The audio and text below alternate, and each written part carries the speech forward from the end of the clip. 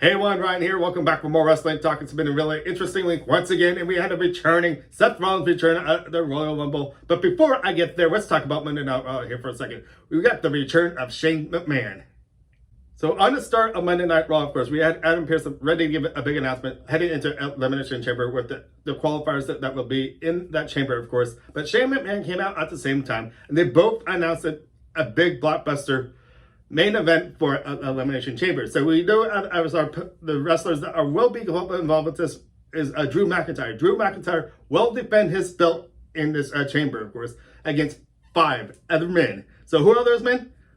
Randy Orton, Jeff Hardy, AJ Styles, The Miz, and Sheamus. Of course, since Sheamus is in this match after what we saw a couple weeks ago with the bro kick to Drew McIntyre, their friendship seems to come to a halt. And what's going to happen at this Elimination Chamber? Who's going to win? Will Drew be able to hang on to that belt or what? We don't know. So this is really exciting that Shane McMahon's back and what does this actually mean. Before I actually get even more deeper on this, I want to go over to Smackdown now as well. So as you guys can remember from the Royal Rumble, we had a returning wrestler of Seth Rollins.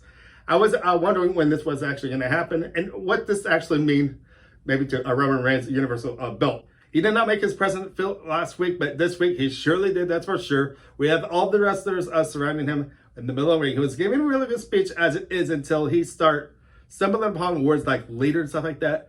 And the reason they were out there too, because if you guys didn't know, Seth Rollins and Becky Lynch just recently had a baby together, which I think is really cool. So I want to congratulate both of them for being a dad and a mother. I think that's really exciting. I'd be real excited to see when Becky Lynch actually does come back to doing this as well. So anyways, continuing on with Seth Rollins' speech. Right when he said, I was talking about being, once again, being a leader to Smackdown, that's when the other wrestlers started leaving. He probably really didn't see all too clearly, of course, since it was so dark around the ring. But when the lights came up, he was kind of going, where is everybody? But there was one person still out there, which was Cesaro. I was kind of wondering what Cesaro was actually doing, but it seemed like Cesaro still was like the other wrestlers, didn't want to do anything with him, of course. But this was the whole downfall from here, of course, is when Cesaro was leaving the ring. The old Seth Rollins came out and attacked Cesaro. So what does this actually mean? It means Seth Rollins is back from who he was before he left, of course.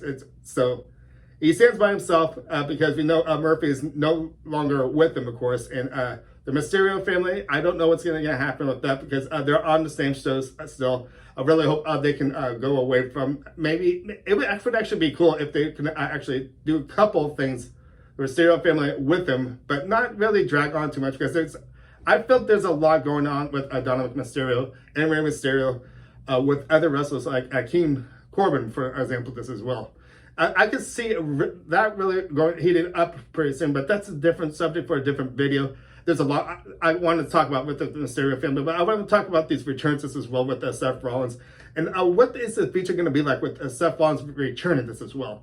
Do you actually, well, first off, let me just say this, because since Seth Rollins did attack Cesaro, I could see a match come next week. This would be a really good match to see. And speaking of Cesaro, this as well too. He was supposed to compete that night with Daniel Bryan. And they still did compete, believe it or not. They faced Dolph Ziggler and Robert Roode. And whoever would have won that match would be qualified to go into the Elimination Chamber. So, yes. So that meant that Daniel Bryan and both Cesaro are both now qualified for the Elimination Chamber, which I think that's really cool. So with Daniel Bryan and Cesaro actually winning their match and qualifying for the Elimination Chamber, what does the card look like now? This is what we got. So we have Daniel Bryan, Cesaro, Kevin Owens, King Corbin, Jey Uso, and Sami Zayn.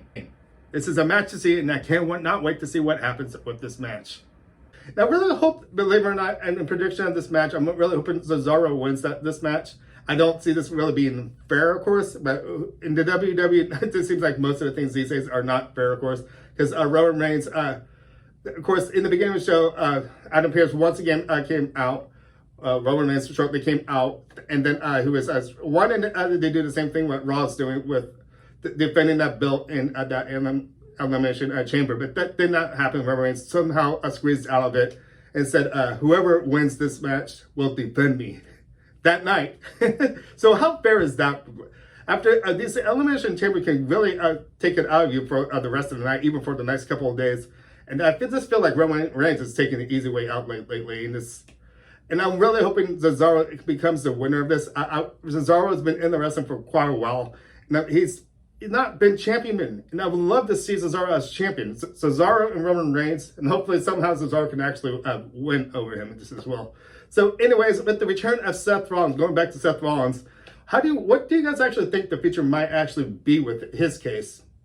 I'm actually thinking that this might actually get dragged out to WrestleMania because I really think it might be Roman Reigns. I bet you Roman Reigns will probably find a way to win, whoever wins the Elimination Chamber, of course, and head to WrestleMania. I think Seth Rollins and seeing Roman Reigns together would be a great match to see. Maybe Seth Rollins could finally take that belt away from Roman Reigns. And the same with Shane McMahon too. I feel, what do you guys actually feel the future of him now? Because you got to remember, we haven't seen him quite well. The last time we actually saw him, I think it was probably like 2 or 3 months ago. He had that underground wrestling from the backstage. It was there for a while, then it was slowly left. And now Shane McMahon's back. I don't think he's going to bring that underground wrestling back, I don't think. I think they're going to move on away from that. And maybe create a different feature with Shane McMahon. And now speaking of that too, about GMs this as well too. GMs is a thing Shane McMahon may take over. Who knows? I don't know. I think he might be like an Adam Pearce right now, what Adam Pearce is actually doing right now. I feel that Shane McMahon might fill his shoes in for a while because I think Adam Pearce might be taking a little break here. And that whole thing with Mandy Rose and Sonya Deville, and how one of them had to leave if someone won the match. Of course, it was supposed to be a no hair thing. And Sonya was the one to lose. But she also came back, and now she's more behind the scenes. It feels like she's like acting on the GM side.